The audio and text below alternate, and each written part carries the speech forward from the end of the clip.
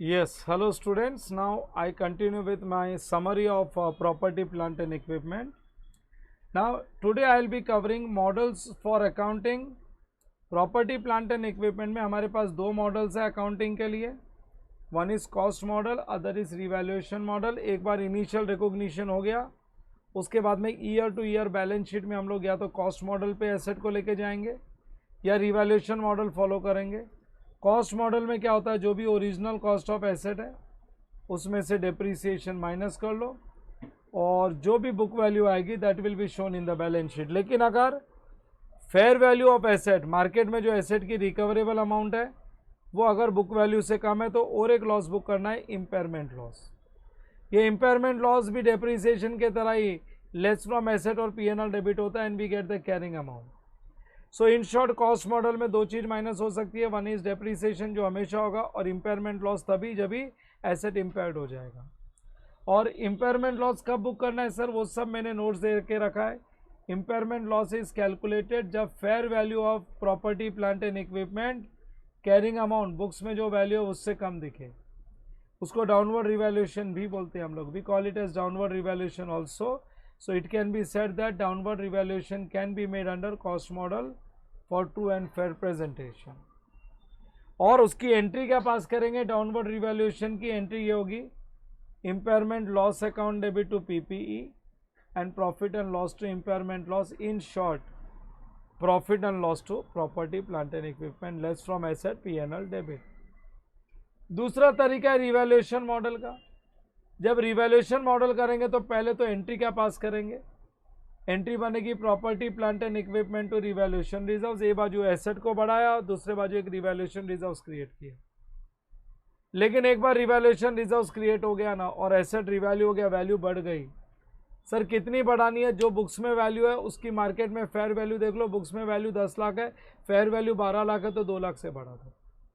Sir fair value कौन निकालेगा, expert valuer निकालेगा. वैल्यूएशन में जो लोग काम करते हैं ना, experts in this field, certificate issue करेगा, that will act as an evidence.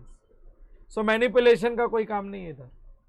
लेकिन एक बार एसेट की वैल्यू बढ़ गई ना तो डेप्रीसिएशन पहले जो चार्ज हो रहा था उससे ज़्यादा चार्ज होगा. तो जो ओरिजिनल है और एक्स्ट्रा डेप्रीसिएशन जो आप रिवैल्यूएशन के वजह से चार्ज हो रहा है वो सीधा पीएनएल डेबिट करोगे. लेकिन जितना एक्स्ट्रा डेप्रीसिएशन चार्ज हुआ है फिर बैलेंस शीट में पहले पीएनएल के डेबिट में पूरा डेप्रीसिएशन डेबिट कर दो, ओरिजिनल प्लस एक्स्ट्रा जो भी है. लेकिन फिर बैलेंस शीट में आने के बाद में पीएनएल में तो दोनों डेबिट हो गया, फिर बैलेंस शीट में आने के बाद में रिवैल्यूएशन रिजर्व से एक्स्ट्रा डेप्रीसिएशन जो पीएनएल को डेबिट किया था ना वो रिवैल्यूएशन रिजर्व से निकाल के फिर से पीएनएल को दे दो. लेकिन बैलेंस शीट में पीएनएल नहीं होता, बैलेंस शीट में होता है रिटेन अर्निंग्स. रिटेन अर्निंग्स मेरे लेक्चर में बहुत डिटेल में समझाइए कॉन्सेप्ट को, बहुत डिटेल में समझाइए कॉन्सेप्ट को. देख लो ये रहा इधर.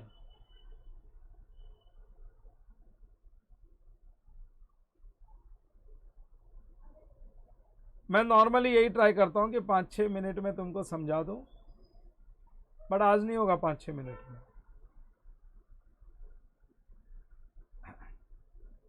देख लो एसेट कितने का था, 10,000 का था और 10,000 इंक्रीज हुआ तो एंट्री पास की हम लोग ने property plant and equipment to revaluation reserves.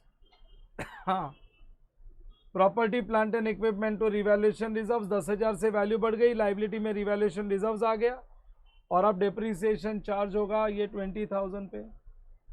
2,000 तो ये पूरा 2,000 इधर आया जिसमें 1,000 rupees original depreciation, 1,000 rupees extra depreciation, पूरा 2,000 डेबिट किया.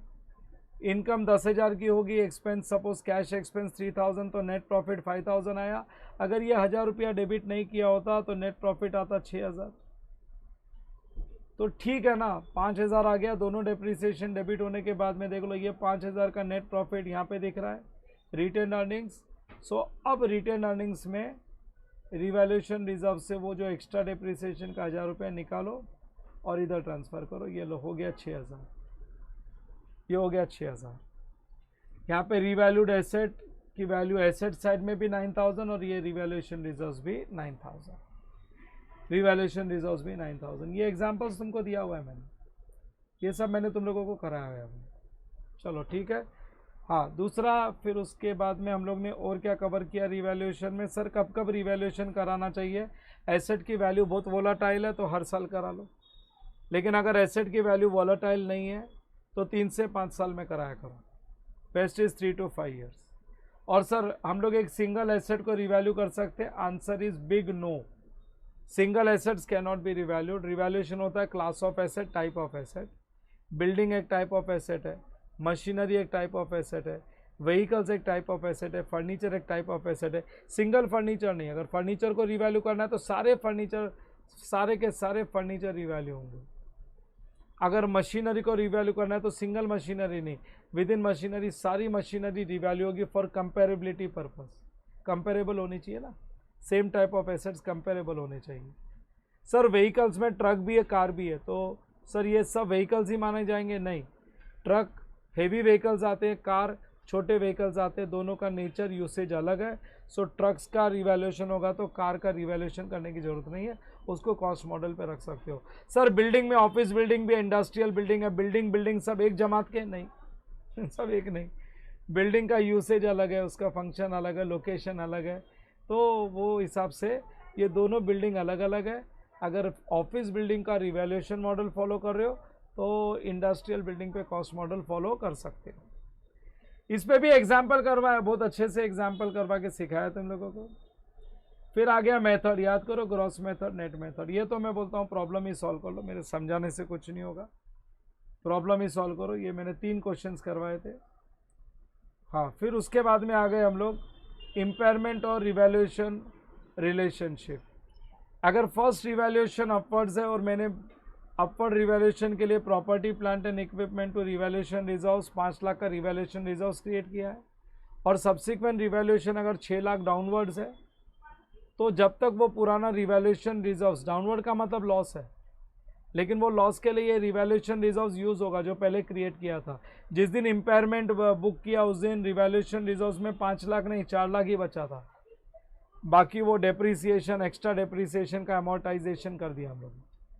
तो अब 6 लाख का लॉस है ना, तो 4 लाख रुपये रिवैल्यूएशन रिजर्व से डेबिट करो और फिर पीएनएल को डेबिट करो। मतलब अगर पास्ट में रिवैल्यूएशन रिजर्व्स क्रिएट हुआ है, फ्यूचर में अगर वो एसेट में इम्पेयरमेंट का लॉस है तो पहले पीएनएल डेबिट नहीं, पहले रिवैल्यूएशन रिजर्व्स को ख़त्म करो, फिर ऊपर वाले लॉस के लिए पीएनएल को डेबिट। लेकिन फर्स्ट इम्पेयरमेंट है और उसके बाद में रिवैल्यूएशन है, तो पहले अगर 5 लाख का इम्पेयरमेंट हो गया तो पीएनएल टू पीपी। लेकिन फ्यूचर में अगर 6 लाख से एसेट की वैल्यू बढ़ रही है तो ये जो लॉस डेबिट किया था पहले, ये लॉस को क्रेडिट करो।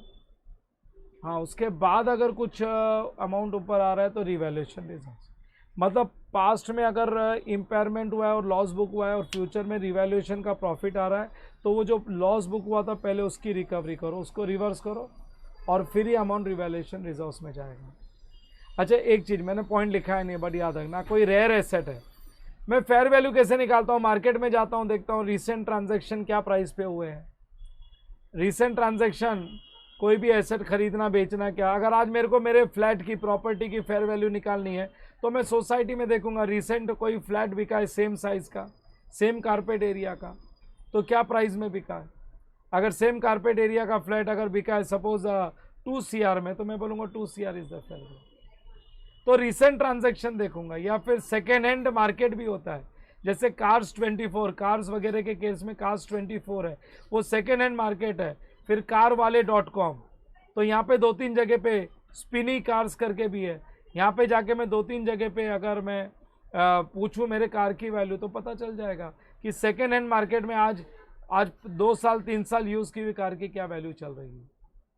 लेकिन कोई ऐसा रेयर एसेट है जो कोई खरीदता ही नहीं है। अभी लंबोर्गिनी कोई रोज थोड़ी खरीदते हैं, सचिन तेंदुलकर के पास भी कौन सी है, लंबोर्गिनी है क्या, कौन सी है पता नहीं, एक कार है बहुत महंगी कार है।